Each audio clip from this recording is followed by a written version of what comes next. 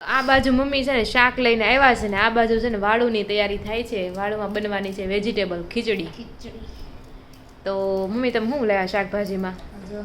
હું જોઉં દૂધી, ટમેટા અને ગાજર, કેપ્સિકમ, શીમડા, સળી, મરચા, બટેકા. હમણાં શિયાળો છે ને શાક સારું આવશે, બધું મજા આવે ખાવાની.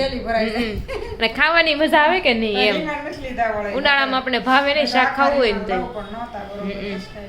અને કેરી તો કેરી લાવ્યા છે. શિયાળામાં કેરી આવવા મળી છે. બતાવો તો કેરી હાથમાં લઈને બતાવો કેવું નનકી લાગતી નથી આગેથી કેરી હોય. નાની લીધી મેં તો મોટી તો આપણે જાજી થાય કોઈ ખાઈ ન હોય એટલે. કાકડા કેરી હશે ને? હા.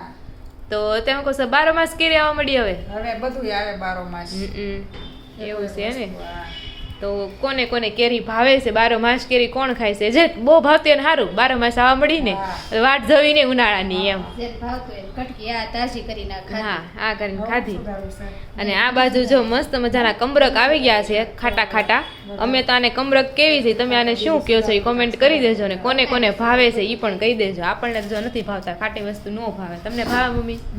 અમારા ઘરમાં ખાલી સોનલ લેક ને ભાવે છે, બાકી કોઈ નહીં. નાના ત્યારે બહુ મીઠું નાખીને ખાતા પણ હવે નથી ભાવતું. આનું કઈક આઈટમ નહીં બનતી હોય કમરક ની? એવું છે. ચટણી વાળી કોઈ કરતું હોય તો કરતા હોય, કઈ કહેવાય નહીં. કે